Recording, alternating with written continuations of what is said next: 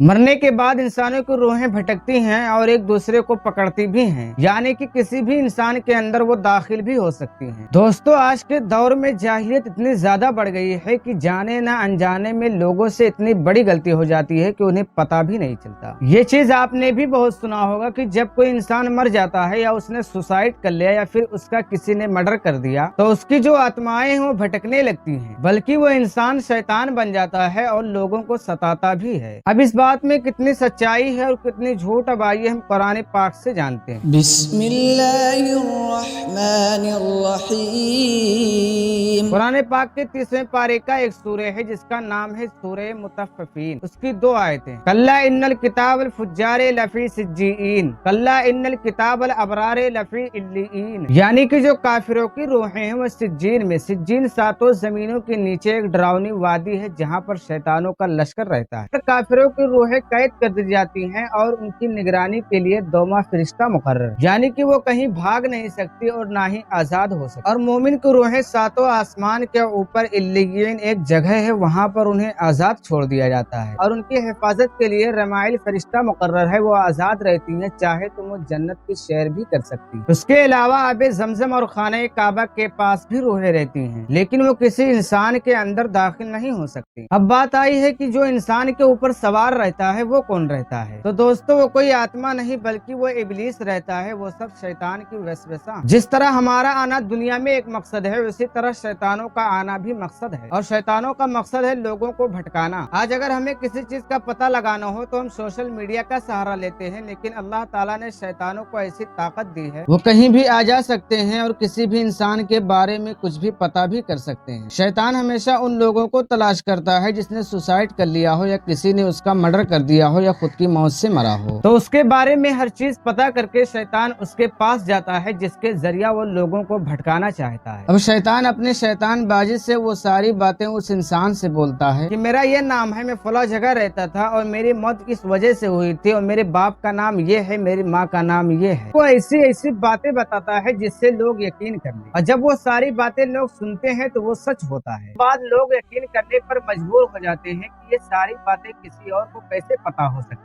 ये वही इंसान है जो मरने के बाद लोगों को पकड़ने लगा, क्योंकि शैतान भी यही चाहता है कि लोग यकीन कर लें और गुमराह हो जाए। अब लोग सोचेंगे कि इसमें शैतान का क्या फायदा है, और शैतान कहाँ कहाँ घूमता है जो हर चीज को पता कर लेता है। तो मैं आपको बता दूं कि शैतान हर जगहों पर होता है और एक एक इंसान को गुमराह करने के लिए कई कई शैतान हो। फायदा ये है कि तनासुखे अरवाह का अकीदा रखना कुफ्र है, यानी कि कोई मरने के बाद कोई ये अकीदा रखे कि मरने के बाद लोगों की रूहें भटकती हैं और एक दूसरे को पकड़ती भी हैं, तो वो इंसान काफिर हो जाएगा। इसीलिए शैतान इंसानों को भटकाने के लिए ये सब हरकतें करता है, मगर आपको इन सब बातें और शैतान की चाल से बचकर रहना है। अल्लाह सबको शैतान के मकरो फरेब से महफूज फरमाए। सब्सक्राइब।